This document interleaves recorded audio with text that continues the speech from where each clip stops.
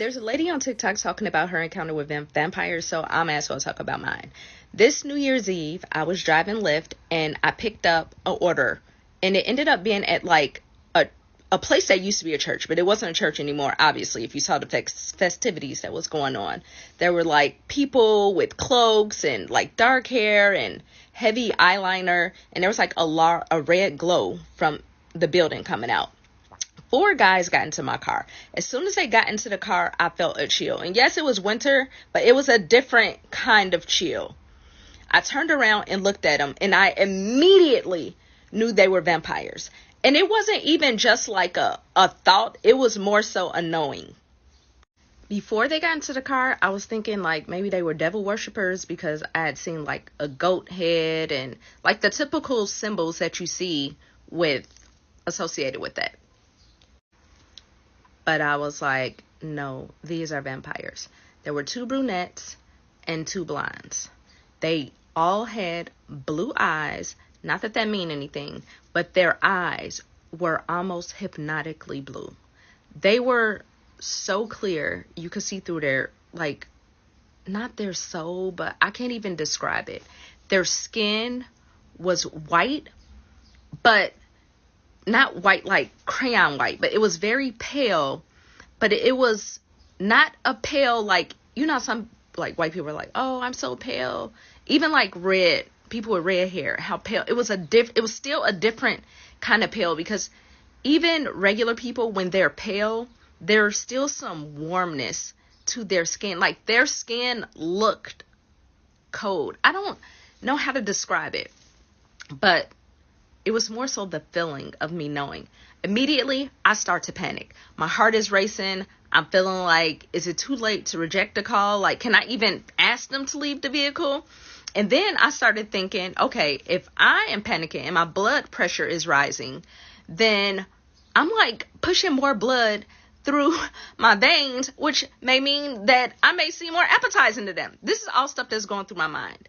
The man behind me, the blonde, who was like in the middle, touches my shoulder, and immediately it's like somebody poured warm honey over me. Like that is the calm just spreading down my body. It was like immediately I felt relaxed, almost like I was in a trance, kind of there, but like watching myself.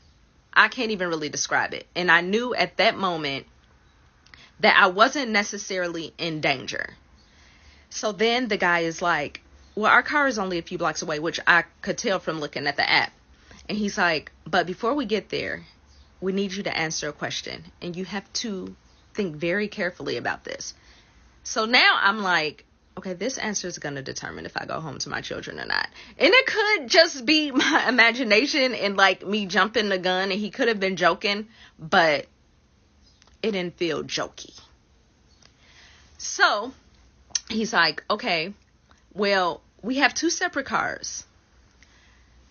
How would you group us together? Who should ride with who? What? So I'm like, I look back at them, and they're smiling and they're kind of giggling. Now their teeth don't look like regular teeth, but they don't look like the typical vampire teeth either. But they definitely did not look like human teeth. Their canines were a little bit more pronounced, but not in a dramatic, fake way. I can't even freaking describe it. And actually, if I had to describe them, to sketch them out right now, I couldn't even, because it's like they're a memory, but not like a typical memory, like a memory behind a memory. I can't describe it. But anyways, I knew it. I'm like, you're vampires. Yes. I heard the answer in my head. No, I'm looking at them through because I'm like, if they lunge for jugular, I'm gonna crash us all. But I grouped the opposite hair colors together.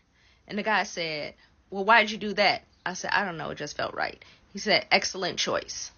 He took out his phone and he's like, I'm going to start my car now. And I'm like, you can start your car from my car?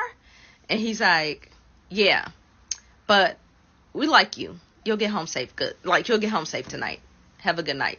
And I was like, yeah, I was kind of thinking that, during Lyft, on New Year's Eve could be dangerous because, like, who knows what kind. I was trying to make it seem like I didn't think they were the danger, but just let them know, like, in case they heard me panicking. Oh, fucking went and saw the vampire. But anyways, they got out and they gave me my biggest tip of the night. You would think that would have been my last ride for the night, but no, I kept going. I made it home, and I didn't tell any other person about this story because, like, are you supposed to share vampire stories? I don't know. However, I just did. So just know that there are other beings in this world besides us, and maybe they're not all so dangerous. Tell me a ghost story that sounds completely unbelievable but is entirely true. When I was in the 4th grade, I was best friends with this kid in my class, and he would always stay the night with me, like, a lot. And so after several months of this, I was really annoyed about it because we never stayed the night at his house or anything. We always stayed the night at my house, and this was boring for me because I wanted to stay the night at somewhere that wasn't my house. And so after, like, a while of asking him, he would always, like, blow me off. He finally was like, okay, fine, like, you can come stay the night at my house, but if anything weird happens, you can't freak out about it. And that should have been, like, a sign, but, at the time, I was like, what? He must mean, like, his parents get in fights or something. Whatever, It's fine. So we go over there, and it's an old-school Victorian-style house, and if you saw this house in a movie, you'd be like, man, that house is definitely haunted. But, whatever. They give me the tour of the house, and his bedroom was on the opposite side of the house from his parents' room. This is a big house. And the room next to his bedroom, it shared an adjoining wall, was this, like, big walk-in closet that had, like, hats and coats and shoes and all sorts of stuff, I guess, that wouldn't fit in their normal closets, all in this room, but it was all really well organized and everything along the walls and hung up and everything. And so that night after dinner, as 4th grade boys are going to do, we wanted to stay up all night playing video games. So we're sitting there, we're crushing Mountain Dews, we're playing Mortal Kombat 2, having a blast. And it's very late. I don't know what time, 2, 3 in the morning. I don't know. All of a sudden, there is just this, like a slam into the wall from that walk-in closet room. Something slams into the wall. And I look over at him like, and he just looks annoyed. Okay. And he's like, I told you if you were going to come stay here, if anything weird happened, like, you can't freak out. You told me. So I'm trying to power through, I'm trying to be a good friend. So I'm like, all right, man, I'm not going to freak out. So a few minutes go by. We're still playing our game. Something else slams into that wall, super loud. Again, I look over at him like, what's going on here? And he's like, dude, I told you. So it happens again. And he's like, man, I'll show you in a little bit. And so we keep playing, but I'm getting really weirded out. And then all of a sudden, I can't describe it in any way other than it sounded like all of a sudden there was like a tornado in that room. Okay. Like, it sounds like stuff is slamming into the walls. They're scratching against the walls. Like, stuff is going crazy. And this goes on for several minutes, okay? And at this point, I'm not doing great, okay? I'm sitting there trying to tough through it, but, like, I'm not doing a great job. Anyway, this goes on for several minutes, and finally it stops. It just abruptly stops. And then several minutes go by, and then he's like, all right, I told you I'd show you, so, like, come look. So we get up, we go to this room. I'm freaking out. He opens the door. Everything in this room, in this walk-in closet, is, like, in the middle of the floor. Everything is torn off the hangers, everything. All of it's piled up. It's absolutely insane. And he's like, oh, this happens every once in a while, and it'll all be back on the hangers. Everything will be fine in the morning. I used to do house calls in the hills of the Appalachian Mountains. Many of my patients did not have running water or electricity. Many of them lived off the grid. I did not have cell phone service, and I did not have GPS in a lot of the places where I went. So I would have to navigate with a map and the compass on my car. The company I worked for no longer exists, but how we would get in contact with these people is by sending them a mailer with a time slot, and they would respond by sending the mailer back in the mail. I experienced a lot of interesting things. I did change the details of the stories for confidentiality, but one of the experiences is as follows. The area where I was working did not have a whole lot of apartment complexes, but they did have like clusters of like condos near each other, and there'd be like 4 or 5 people living in a community, and then there'd just be like nothing around. So it was almost like little neighborhoods and little clusters of the Appalachian Mountains. And for this particular visit, I was seeing a patient in this area that I have never been before, but there were like a whole little community of condos, which was actually very nice. It was a pretty nice area. The mountains were absolutely beautiful. I get to the patient's house, condo, I knock on the door, they come to let me in, and I notice a immediately, there's like flies flying out of the home. Like, I mean 10, maybe 15 flies when they open the door, the screen door. There's flies flying out. And of course, like, my job is to remain professional. I want the patient to feel comfortable. I don't want to make them think that I'm judging them, because I'm not. So I make no facial expression. I'm like, thank you so much for having me. I'm so-and-so. Where would you like me to be? They lead me into the main room, and there's no furniture. It's just like comforters kind of thrown on the floor. There's garbage on the floor. There's old newspapers on the floor. The floor is a little bit damp. And the patient motions for me to sit down. And again, I am here to meet them wherever they are. If they need me to sit on the floor and do the visit, that's where I'm going to be, and that's fine. So I have a seat on the floor. It is, in fact, damp. And I started asking the patient questions, and seemed like a pretty normal person, except they responded to everything in like what's the word for it? Multiples? Like, I'd say, what medications are you taking? And they would say, we take. And I'd say, who do you live with? We live alone. Okay, I meet a lot of quirky people. Wasn't particularly strange to me at first. They did get a little bit aggravated when I had said at the beginning, you know, what do you mean we? Like, does someone else live here with you? And they said, we live here. And I was like, okay, thank you for clarifying. I apologize. Now, the fly situation. As I had mentioned, a bunch of flies came out of the home when the screen door was opened, and there were flies flying all around the room. And I don't mean a couple of flies. I mean there were flies everywhere. You moved your hand, like you could touch the flies. And they were flying around my face and my head. Now, mind you, I usually have my hair and makeup done. I have some scented things on me. It's not like I'm surprised that these flies are flying around my head, but I am surprised about the fact that the flies are flying towards my eyes. Like, I mean, the flies are trying to get into my eyeballs. And that was a little alarming to me, because I have a laptop in one hand, right? And then I'm trying to keep the flies off of my face with another. I'm trying to remain professional. I'm trying to not be bothered. And then a fly nails me in the eye, okay? And of course, instinct, I close my eye on it. So the fly is stuck up in my eye, under my eyelid. And it hurts. So I'm like, oh my God, I cannot believe this. I hear the buzzing. I've got a tissue in my pocket. I take it out. I'm like trying to pull my eye open. Had to go pick up my mini-me. So I've got a fly in my eye. I'm trying to get it out with the tissue. I have no mirror. I'm sitting on the floor, basically on this wet floor, surrounded by garbage. I don't want the patient to feel like I'm judging them or I'm making them uncomfortable. So I remove the fly to the best of my ability. I complete the visit. I go to leave and I cancel my last visit of the day, because I'm like, this is disgusting. I feel like I have flies in my hair. I've got a fly stuck in my eyeball. It hurts like heck. I go home, right? I make an appointment for the next morning to go see my eye doctor, which is in town. So I wake up the next morning, I'm getting ready to go to the eye doctor, and I'm walking down to my basement door that goes out into our pasture, and there's just flies covering the screen. And I'm like, what the hell is this? So I open the door and let them out, and I'm like, great, like there must be garbage or something. I'm looking around, there's no garbage bag left anywhere. I don't live in a filthy house. My house is pretty clean, right? But like, fluke, I live in the country. I get to the eye doctor. The eye doctor says, yeah, you definitely scratched up your eye pretty good. You've got a little ulcer in there. Pulls a wing in like one of the fly's legs out from under my eyelid. Oh, it hurt. But like, I've got fly remains stuck in my eyeballs. Like, I am just like, I cannot believe this. My eye hurts so bad. He gives me antibiotic drops, gives me steroid drops.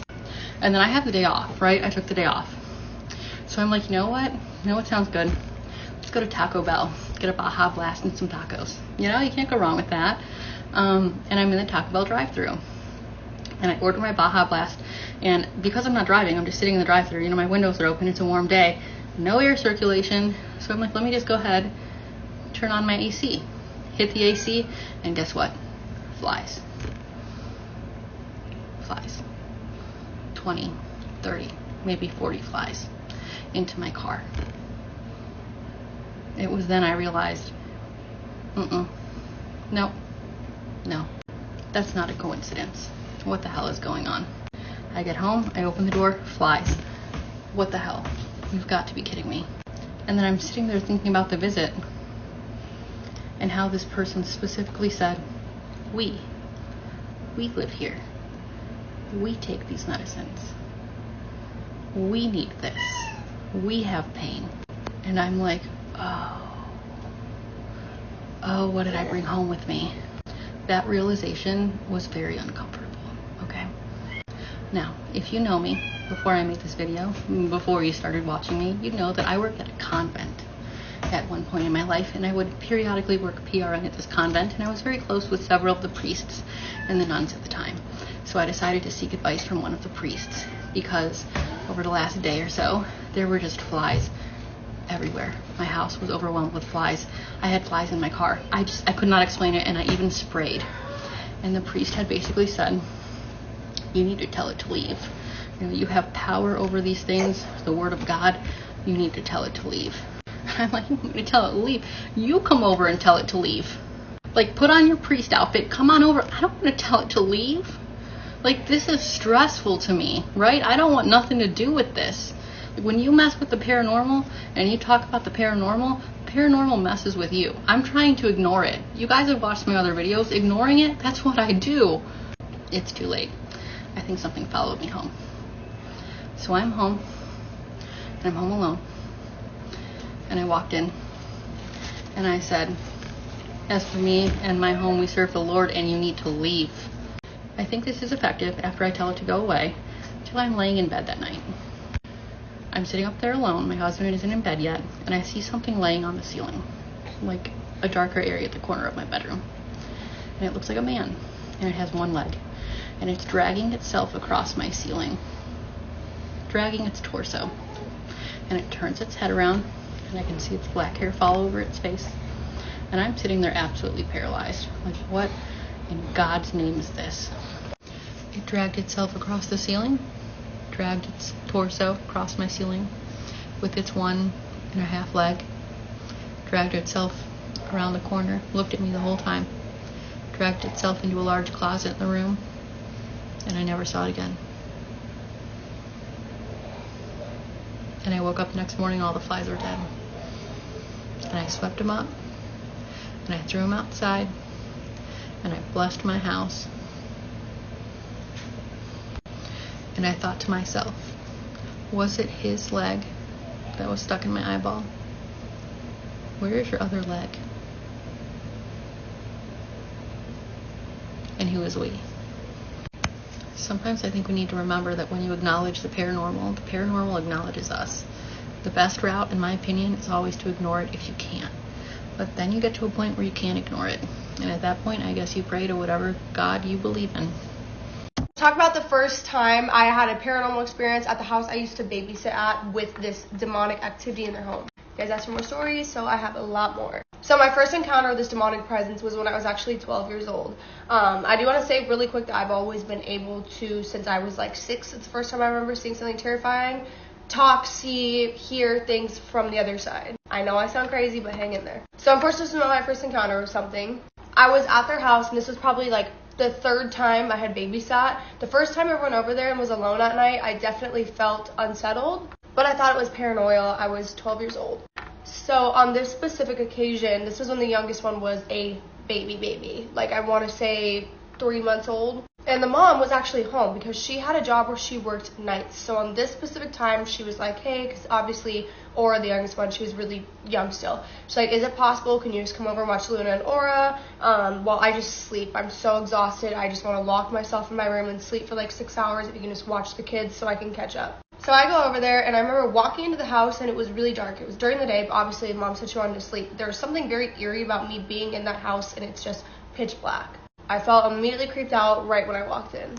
The blinds were drawn, everything was just shut up, all the lights were off, and Luna, the oldest one, was in the living room watching a movie. Aura was in her little baby bouncer, like she was like 3 months old. She was sleeping too. So Mom's like, thank you so much for coming over here. Like, I'm so tired. Like, here's this, and this you need, and went straight into her room and went to bed. Now, this working mom of 2 young kids and a newborn, I can't imagine how tired she was. So I understood that she went like right in the room and shut the door. It was in the afternoon, and Luna was still the age where she was taking naps, so she ended up falling asleep on the couch, and Aura, the newborn, was still sleeping in her little baby swing, whatever it was called. So I was just sitting there playing, I'm not kidding, I think it was like Doodle Jump or Fruit Ninja on my iPhone, because I was 12 then. 27 now. So very long time ago. This is like first gen iPhone stuff. I'm still a kid. I'm bored playing games on my phone. Then I heard like a creaking sound around the house, and it was coming from like the kids' bedroom area. And at first I thought it was the house settling, but then the sound kept happening, and I realized this really sounds like footsteps. It was very bizarre. It was kind of like a pitter, like it's kind of like this, but in footstep form. I just did that on the wall, if that makes any sense.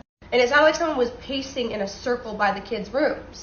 Also important to know, parents' room on this side of the house, kids' rooms on the other side of the house. And I looked around, and I'm looking at the parents' door. I'm like, did she wake up? And I somehow didn't see her walk by me. So I sat and I listened, and the footsteps stopped, and I put my ear up to her door, the mom, and I could literally hear her snoring inside. Like, she is passed out, exhausted. Luna and Nora both sleeping. So I remember I came, sat back down, got back on my game, whatever I was playing at the time. And the TV was on because, you know, Luna was watching a movie. It was very low volume. And all of a sudden, I hear the faintest, hi.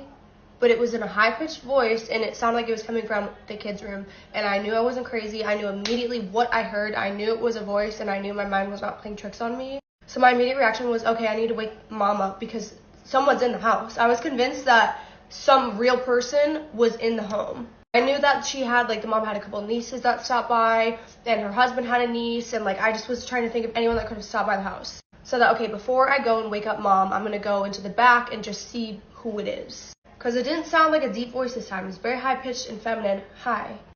So I go and I turn the hallway where the rooms are, instantly get chills. And I remember this overwhelming feeling of just wanting to cry.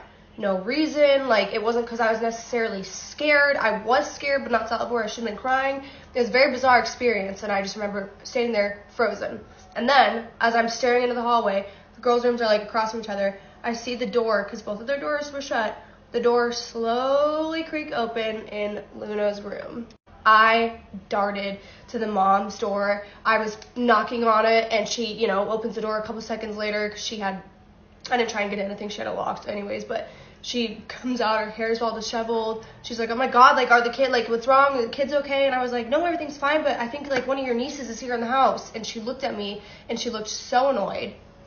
And she wasn't a rude woman, by the way. I want to preface that. But, like, I would be annoyed with me, too. I never get to sleep. I get to hire a babysitter an hour, and she's waking me up saying someone's in the house, like, 12-year-old girl. So she goes into Luna and Nora's room. She's like, no one's here, Riley. And she shut the door, and she's like, are you okay to babysit the kids? And I was like, yeah, I'm okay. And then I remember feeling really embarrassed because I had told her, like, I saw the door open. I heard someone say hi. And she told me, don't watch that many scary movies. And I was like, okay. The rest of my time there that day sucked. Eventually, obviously, the baby woke up. Luna woke up from her nap. And we were being quiet. Obviously, the baby's being quiet because it's a baby. But, you know, me and Luna are being quiet, baby in one arm, and we're just very calmly relaxing. And I just felt the whole time so intensely that someone was staring at me and that I just was not supposed to be there. And that was the first encounter I ever had, and then from there I just went completely downhill. The other day I came across this video that was from Australian Sky News. It blew my mind. The reporter was like actually talking about this. But I'll show you the clip now. A grandma has caught something quite terrifying in her granddaughter's room. Tori McKenzie is begging for help online after capturing what she describes as a demon standing over her grandchild's bed. Miss McKenzie set up a motion-activated camera at her son's house after complaints his 2-year-old daughter Amber was talking to something unseen in the middle of the night. The grandma checked her camera's app days later to find a bone-chilling image of a figure standing very close to her sleeping grandchildren with what she described as it having a horn on its head and long claws. The creature is captured standing awkwardly, looking upwards just before 3 a.m. Miss McKenzie says when she tried to rid the house of the evil presence by burning oils, she claimed cabinets and curtains opened and closed and music began to play by itself. The grandmother insists the discovery has left her fearing for her grandchildren's lives and that the photo is real and could not be photoshopped because she does not have the technical know-how to change the image. Like always, please let me know what you think of this video in the comments. I'm always interested to know what you guys think. Let me give y'all a story time about a time that I encountered what I believe to not be a real person. And when I say not a real person, I believe that this person was not amongst the land of the living. Or I don't know. I don't think that she was a real person. So I think that she was an entity, or there was an entity inside of her. And so let me explain myself. If you don't believe in a supernatural realm or a realm outside of what you're living in now, then this video might be hard for you to grasp. So maybe about April. It was April. I had been going through a lot. I had been really sick, in and out of the hospital, just battling a lot. And I felt like I was like under spiritual attack, because every time I went to the hospital, they were having trouble finding things. You know, it was just like a lot of back and forth. And it was just like, so the attack was so great. I felt like it was just not of this realm. Like, you ever go through something so crazy, so traumatic, that you're like, God, this don't even make no sense. The stuff that's happening don't even make sense. Like, that's where I was at that point in my life. So this one particular night, I had been having some issues. I had been out of the hospital, but I was feeling better. But my mom came down to stay with me. She came down from out of town to be with me. So I was coming from work, and I worked out of town. So I was like maybe 3 hours away, and I was finishing up a contract. So this particular night, I was on my way home, and I called my mom. I was like, hey, do you need anything from the store before I get home? Because I got to pass the store anyway. Now, this store by my house, at that point, I had never been inside of the physical store, but I would always get gas at the pumps, like, because they have tap to pay. So I never had to physically go in. But this night, my mom was like, no, it's fine. And then she was like, well, you know what? You can stop and get me such and such. So I pulled up to the store. When I pulled up, I immediately noticed that it had to be about almost 10 o'clock at night. There was not a lot of people in the store. There was the clerk. There was one person at the counter playing lottery. And there was myself. And then there was a young lady in the store. Now, I went up to in my mind, I was like, well, let me scan the store and see if there's anything that I would like. Like, if I see a snack, I'm going to get it. So I just did a quick little 1-2 throughout the store. I didn't see anything. I was already tired from driving. So I turned around from the cooler to get ready to make my way toward the checkout counter. And in the aisle behind me, maybe about 5 feet away from me, there was a Caucasian girl. And when I turned around to her, she was facing me. She had nothing in her hands. She didn't appear to be shopping. I can't even put an age on her, guys. You know how normally you can guess about a person's age, or maybe generalize them and say she was a young girl, she was an older lady, she was middle age. I couldn't put age on her at all. When I turned around to her, when I turned around to look at her, she might have been about my height.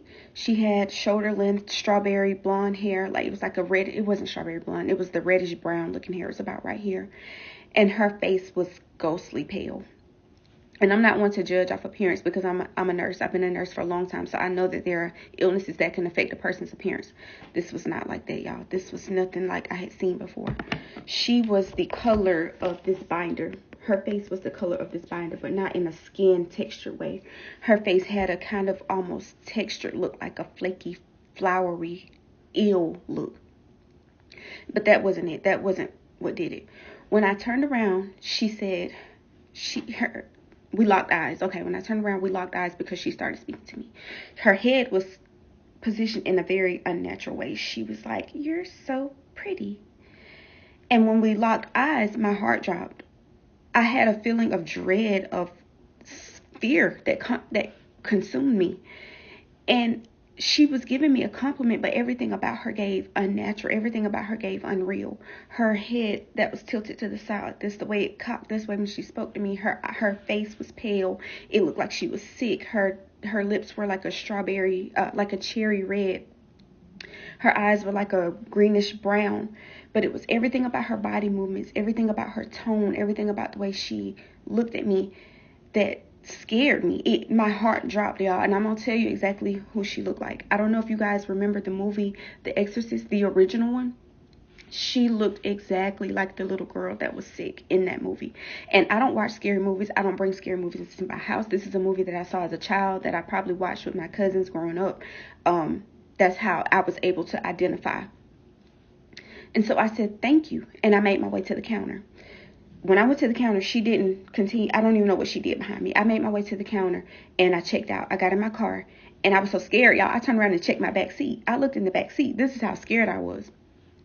And as I'm backing out of the parking lot, the convenience stores, they have glass panes. So I'm driving really slow, looking like to see, is she checking out? And I saw her sweatshirt briefly in the store, but I didn't see it anymore. And then I looked at the cars, like, I'm trying to make sense of this. I'm looking at the cars, like, what kind of car could this young old lady be driving? Like, because she wasn't old enough to where she was just hanging out in the convenience store. She wasn't hanging out. There was nobody. It's not a convenience store where people loiter. She wasn't young enough to just be in there just doing nothing. She would have had a purpose. But I never saw her anymore. Like, I saw her sweatshirt, but then it's like she turned around from the counter again. But y'all, when my husband called me, I said, can I tell you something? He said, what? I said, I think I just saw a spirit. I said, everything in me feels like she was not real. I said, in the energy shift that I felt when I locked eyes with her, I'm terrified. I was scared driving home. When I got to my house, I told my mom about it, and my mom immediately said, she said, Neek, she said, that wasn't a person. She said, that was a spirit. She said, and if she was a real person, God allowed you to see the spirit that was operating in her, or a demonic entity that was in her. Pause, y'all. I told y'all that I had been battling a sickness that month. So that morning on my way to work, I was listening to my prayer, my worship. I was listening to a sermon. And at the end of it, I was praying and I was asking God to reveal to me what was going on around me. And I said this prayer, like, reveal to me the spirits inside of people, like, allow them to expose themselves, just because I just wanted clarity about the people that I was around and that was in my space, because I was just going through so much. Fast forward to this encounter, I had forgotten that I even prayed that prayer until my mom brought it back to me. She was like, and if it was a person, God maybe just allowed you to see the demonic entity that was operating on that person. Y'all, I don't know if y'all believe me or not. I don't know if y'all have ever experienced this or felt this way or not. Listen, everything in me tells me that I didn't encounter a real person, that she was not a real person. That was a spirit, that was an entity, that was something that God had allowed me to see with my spiritual eyes.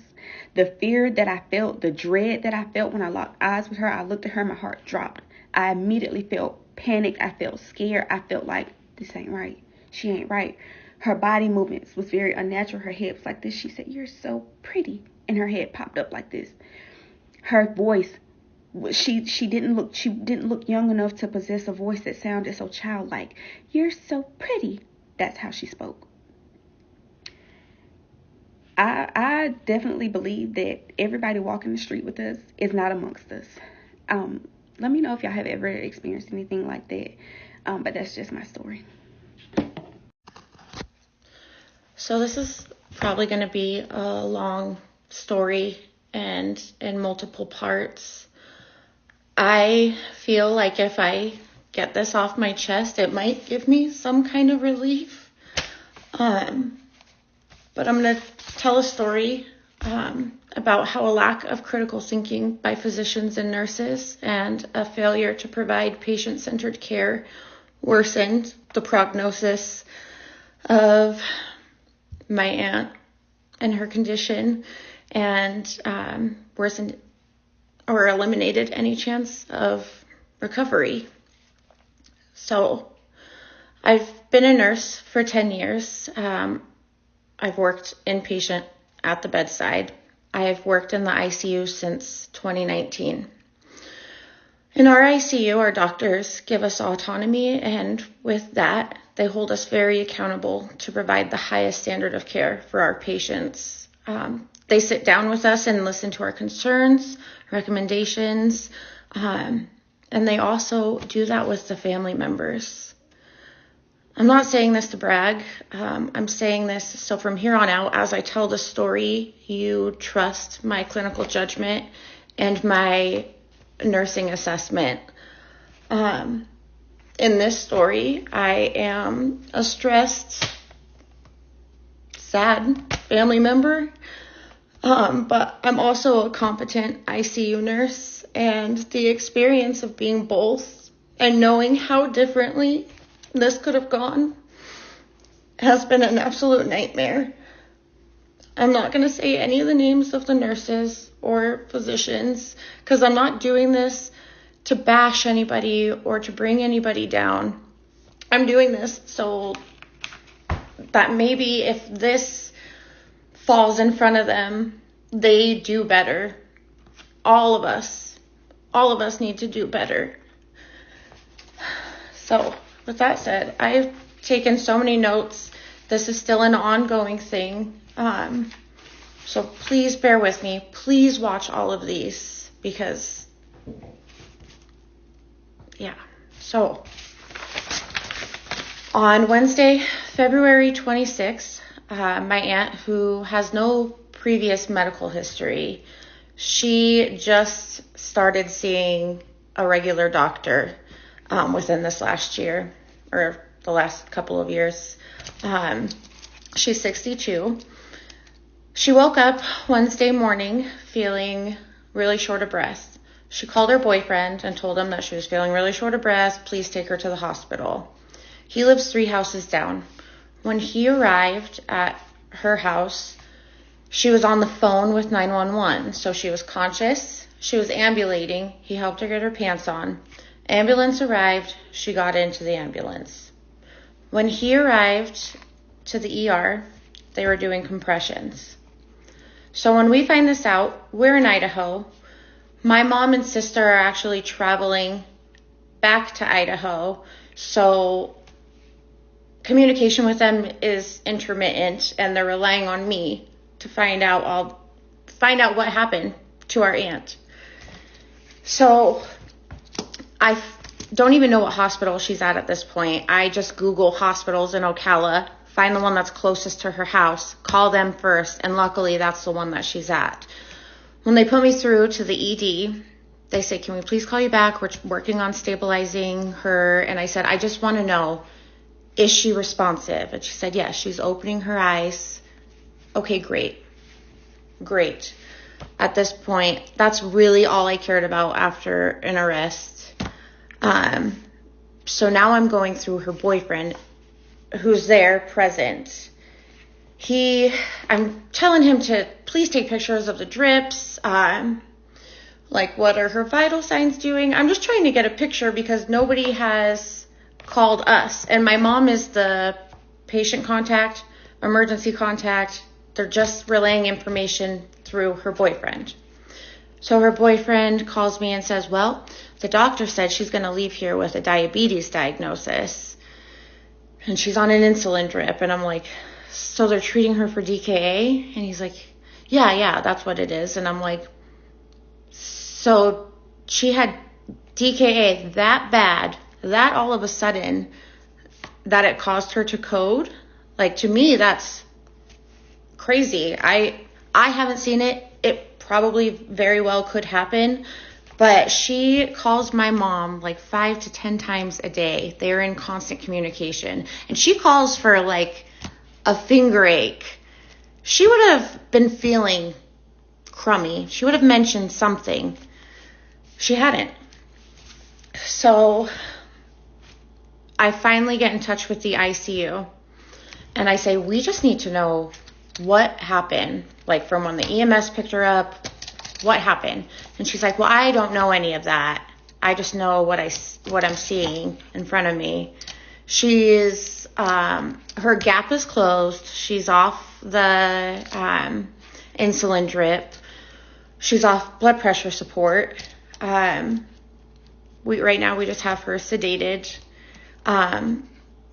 Her CT of her head showed no acute abnormalities. CT of the chest showed bilateral pleural effusions, and the CT abdomen pelvis was negative.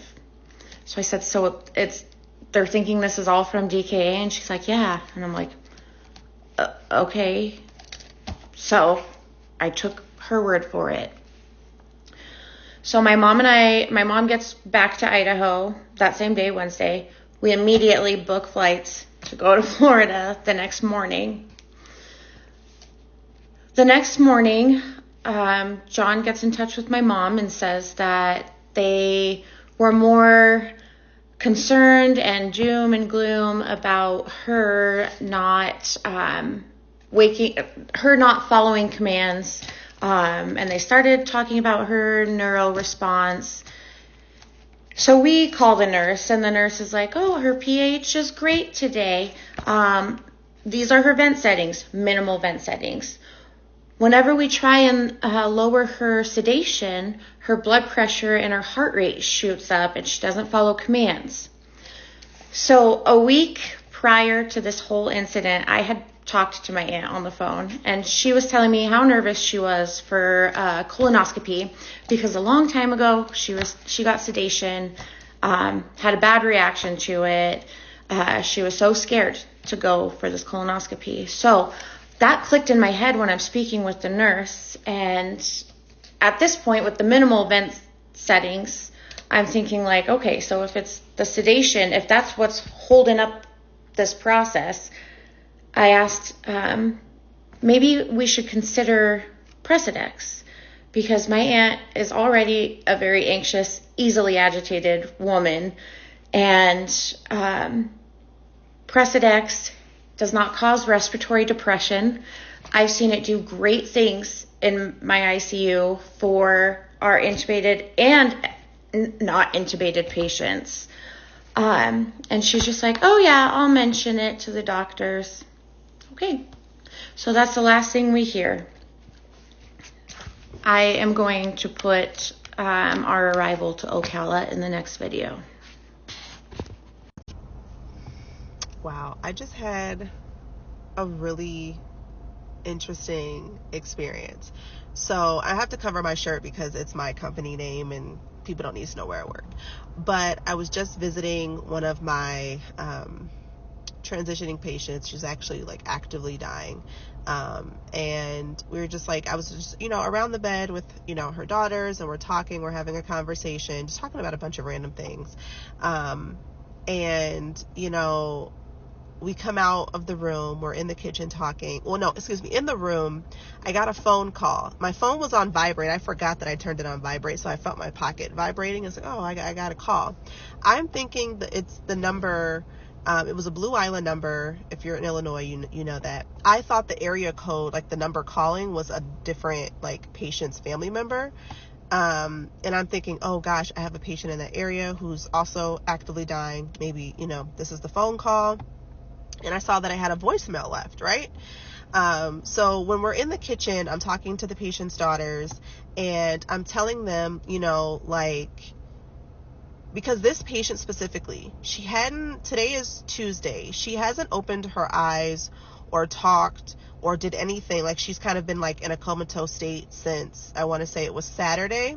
When I came to my visit yesterday, as soon as she heard my voice, she opened her eyes. She tried to look at me. She started moving, and I was like, "Oh my gosh!" Like, was she waiting to see me, hear me? And I was the only person that was able to arouse her, over the past 2 days. Obviously, when I came today, she wasn't, waking up. She wasn't moving, opening her eyes, none of that. But I was, talking to them about I try as a nurse, especially in this line of work, to keep kind of a little bit of a barrier, and not in an informal, cold way, but just I have to protect my, mental health and my own well-being as well, because this job, when you work in hospice, you see people die all day, every day. And so it can be emotionally taxing and draining. And so, I do my best to try to keep a little bit of a barrier, but there are some patients and families who just poke through that barrier and knock it down, and you get really close, and you get attached. And so I'm telling them about a patient that I had lost back in I want to say it was back in March, if I remember correctly, or either April, one of the two. And I was very close to that patient. She was with me for about 9 or 10 months. I got really close with her daughter, love her daughter down. We are still like this. And I was telling them about her, and I was like, I think your mom might be a close, second to that. Not like she's second place to that patient, but just she might be another one who I just will remember her, and it'll be difficult for me to forget her because of how impactful she is. And so I leave the visit, I get in my car, and I check my phone because I had a missed call. So I'm thinking, and I'm like, oh, I have a voicemail. Let me listen to the voicemail. Well, it was only a 6-second silent voicemail. There was no talking. There was no nothing, just a silent voicemail. And so I call the number back, and I didn't hear the name of the facility. I thought it was a different facility that I have another patient at. So I'm, talking to the receptionist, and she's like, oh, no, we don't have a patient here by that name. And I'm like, wait, what facility did you say this was again? And she says the name. And I was like, oh, well, yeah, I had a patient here who died back in like March or April. I forget now which month it was. But I'm like, yeah, I had a patient there who passed. And the receptionist was like, okay, hold on. She puts me on hold for a few seconds. And then she comes back and she's like, yeah, nobody called regarding that person. I'm not sure why you got a call, but yeah, no one called. And I was like, what the heck? I was literally just talking about that patient or thinking about her. And for me to have a missed call with a silent voicemail from that facility that patient was at and nobody called me, I had to call that family back that I was just with, and I told one of her daughters, like, you will never believe what the heck just happened. Like, we were just talking about how impactful this patient was to me. Obviously, I didn't share like specifics of like names or anything like that, but just like explaining to them like how impactful this patient was for me and how difficult her passing was, because it was like, in hospice, things aren't necessarily unexpected, but her passing was unexpected because nobody saw it coming. Like, she wasn't showing signs that she was going to pass before she passed. And so I was just like, I just like shook it up, because like, what the heck? Like, things happen to me, but this might by far be one that is just like, it takes the cake of like strange things that have happened. Like, I've never had that happen, and I'm shook. So I don't know, but like in a good way, because I'm smiling. So like, I feel good. Like, my girl's with me, she be looking out, and she just wanted to say hi, I guess. I don't know, maybe her and my patient who's passing, maybe she came to just say hello, and say hello to me. So yeah, it's things like this as a hospice nurse that just make you be like, okay. Like, I know as a nurse, I've made an impact in people's lives, and they're grateful and appreciative, and people have made an impact in my life just as much. And yeah, it's crazy. I just wanted to share that. That's it. That's all. Gotta go back to work.